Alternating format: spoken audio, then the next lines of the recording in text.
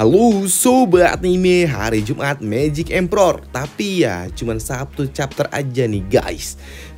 Karena memang dari sananya cuman satu. Jadi ya udahlah, daripada nunggu banyak nanti malah diduluin orang. Waduh repot guys, waduh. Ya, yang mau donasi nih di deskripsi ya. Waduh, siapa tahu mau bantu-bantuin Bang Jack ini lagi bikin PC kan lumayan nih. Untuk nambah-nambah beli PGA. Waduh, jangankan PGA, belum bikin apa-apa. Waduh, supaya bisa uploadnya rutin lagi guys. Kalau pakai iPad nih lama. Yaudah yuk, langsung aja yuk kita gaskan dulu Magic Emperor-nya. Langsung aja gaskan. Mereview sedikit dari part sebelumnya. Setelah pelarian yang dilakukan oleh Menara Huanyu di sini, Menara Huanyu mereka membagi anggota mereka menjadi 5 kelompok yang mereka sebar ke 5 arah yang berbeda. Hanya saja untuk saat ini informasi yang telah tersebar kalau saat ini hanya tersisa 2 kelompok saja yang belum tertangkap. Namun sayangnya dalam pelarian inilah tim utama yang dipimpin langsung oleh Nenek Chu Biju dan juga beberapa orang tetua. Mereka pun harus berpapasan dengan tim penyisir milik lembah Yaoming. Namun beruntung di sini bocah Yu, sang ahli siasat milik lembah Yaoming, Dialah yang pertama kali menemukan mereka yang membuat dirinya memutuskan untuk memberitahukan kepada kelompok Menara Huanyu untuk melewati jalan memutar yang sekiranya cukup aman. Dan ia juga titip salam kepada Zaufan kalau Zaufan telah berhutang satu hal kepada dirinya. Dan setelah menyelamatkan rombongan dari Menara Huanyu, di sini bocah Yu ia pun sedikit bimbang di hatinya tentang masa depannya dan itu membuatnya berujar. Aku jadi penasaran siapa yang akan menjadi majikanku di masa depan nantinya. Dan beberapa hari kemudian, kini di tempat lainnya, saat ini Menara Huanyu yang dipimpin oleh Nenek Chu Biju mereka akhirnya sampai di perbatasan milik wilayah keluarga Luo, di mana mereka langsung disambut oleh tetua yaitu Kakek Eci dan juga Nenek Imut. Di mana Kakek Eci ia berujar, Nenek, Plan Zhao, dia telah menyuruh kami untuk menunggu kalian di tempat ini. Kami telah menunggu kalian cukup lama di tempat ini. Ujar Kakek Eci. Waduh. Ya, melihat datangnya mereka yang menyambutnya adalah para tetua milik keluarga Luo, membuat Nenek Chu ia berujar, rupanya kalian berdua. Senang rasanya bisa bertemu kalian berdua di saat-saat kritis seperti ini, sambut Nenek Chu. Ya, jawab ucapan dari Nenek Chu. Di sini Nenek Imut Shu ia berujar, ya, lagi pula keluarga kita adalah sekutu. Jadi ya sudah wajar bagi kami datang untuk dapat membantu kalian. Namun apa yang dikatakan oleh Kakek Eci sedikit berbeda. Nenek, sepertinya ada sesuatu yang tidak aku pahami. Kami jelas telah memberikan sebuah peringatan keras kepada kalian tentang serangan dari gerbang kaisar. Namun kenapa kalian terlihat sangat pasif? Ujar Kakek Eci yang membuat Nenek Chu terdiam. Karena ia tahu kalau ini adalah sebuah kesalahan dirinya yang terlambat dalam mengambil sebuah keputusan, karena pada awalnya ia juga tidak percaya dengan apa yang dikatakan oleh Zaufan setelah Zaufan ia mengambil akar budi milik mereka. Namun untuk dapat menghilangkan rasa canggung itu, di sini Nenek Chu Biju ia beralasan, sejujurnya aku telah lama berada di dalam masa pengasingan dan informasi yang kalian berikan itu telah dialihkan kepada orang lain. Namun sayangnya pemikiran mereka itu terlalu dangkal dan tidak menganggap hal itu sebagai sesuatu yang serius tentang peringatan kalian atas penyerangan yang dilakukan oleh gerbang kaisar. Namun begitu aku keluar dari masa pengasingan tanpa kusadari kalau ternyata kami telah terkepung, dan itu membuatku sadar kalau kami telah terlambat. Aku benar-benar merasa malu akan hal itu, ujar Nenek Chu yang membuat Kakek Eci ia berujar. Jadi begitu rupanya ya.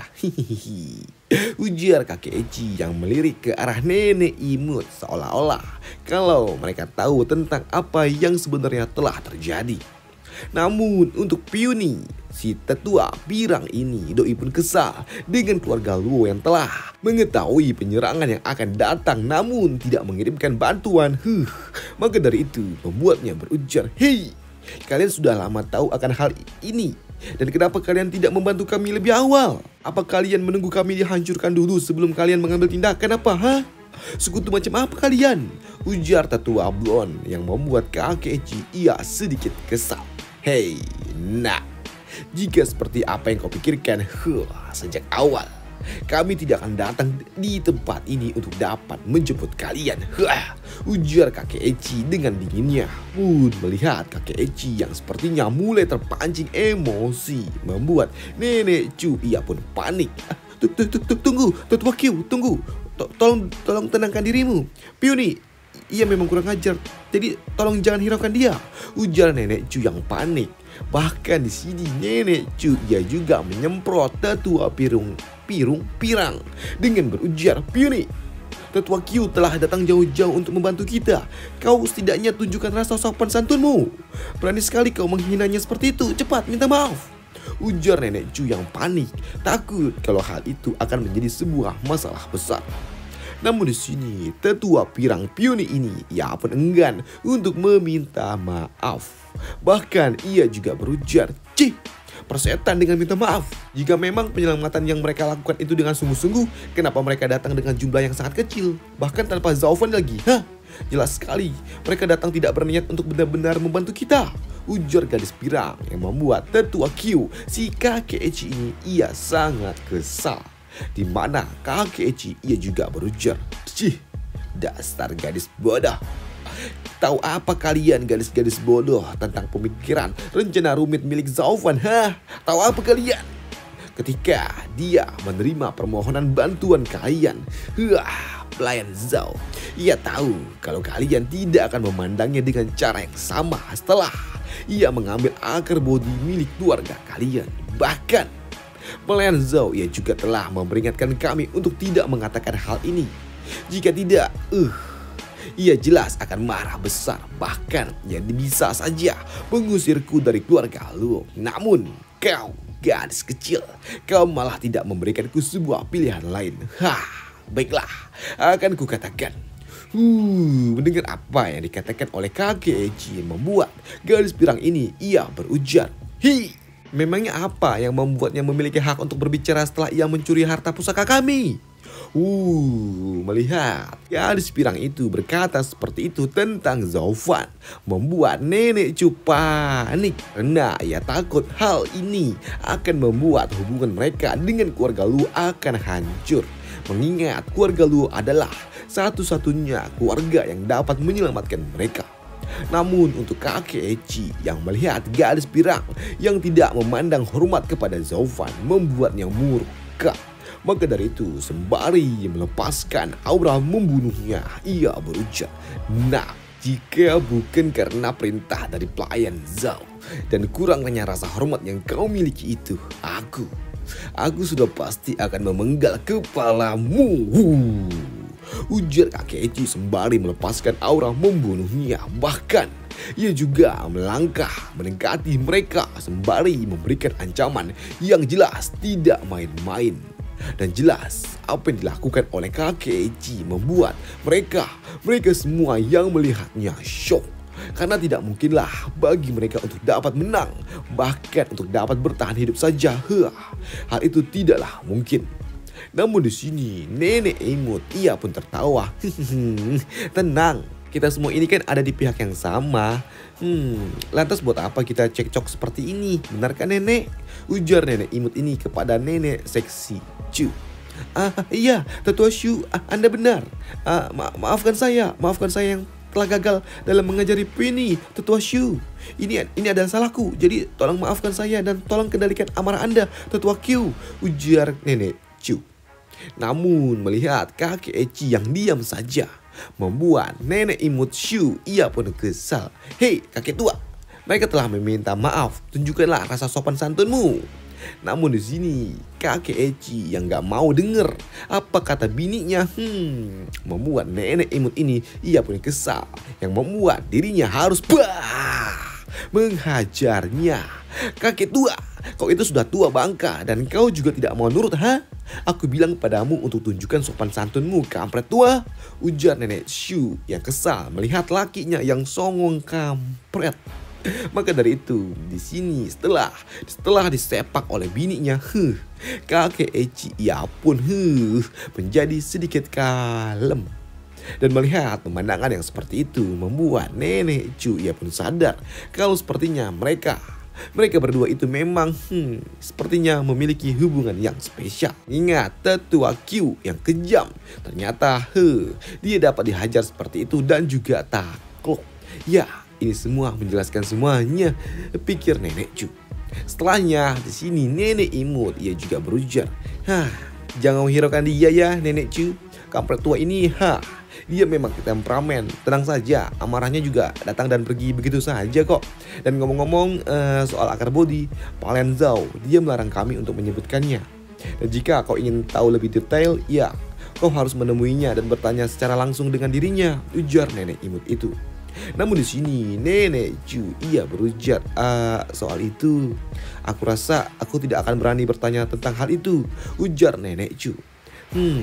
Baiklah. Di sini nenek imut ia juga berujar, setelah mendengar permohonan bantuan yang kalian kirimkan, Pak Lian Zhao, ia langsung membagi pasukannya. Sementara kami di sini untuk dapat menjemput kalian, dan saat ini untuk dirinya sendiri ia sedang melakukan sebuah misi inovasi penyerangan ke wilayah Istana Raja Obat. Apa? Hei, mendengar Zaufan yang sedang melakukan inovasi ke wilayah milik Istana Raja Obat membuat mereka bertanya-tanya tentang apa yang sedang dilakukan oleh Zaufan. Apa yang sedang dia lakukan di sana? Tanya gadis pirang itu.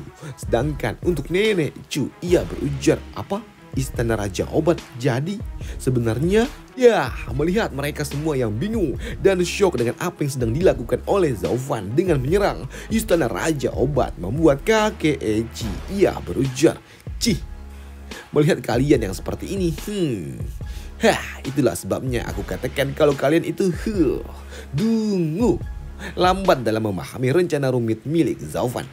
Dan asal kalian tahu, Pelayan Zhao, ia tahu tentang pengepungan yang sedang terjadi kepada kalian.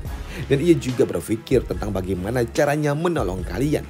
Pelayan Zhao, ia meramalkan kalau Mansion Jianho dan juga Pava Lim Qianlong mereka akan datang untuk membantu. Namun sayangnya mereka harus terdesak dan juga harus menderita kerugian yang cukup besar. Dan kalian pikir Plan Zhao akan datang memimpin pasukannya untuk terjebak di dalam perangkap yang telah mereka siapkan? Kalau boleh jujur, Pelayan Zhao, dia menyerang Istana Raja Obat untuk membuat mereka mundur. Karena seharusnya laporan tentang penyerangan Istana Raja Obat akan segera keluar. Dan hal itu jelas akan membuat gerbang kaisar dan yang lainnya mereka akan datang untuk dapat menyelamatkannya. Dan itu jelas akan menarik mundur semua pasukan yang ada di tempat kalian. Iya kan? Nah, hal itu akan membantu kalian keluar dari dalam pengepungan, ya kan?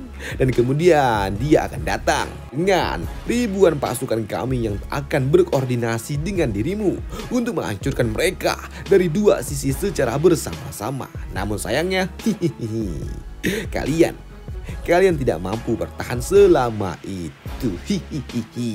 Ujar kakek Eci yang menggiring opini yang membuat nenek Chu ia pun syok. Siap, kami kabur terlalu awal.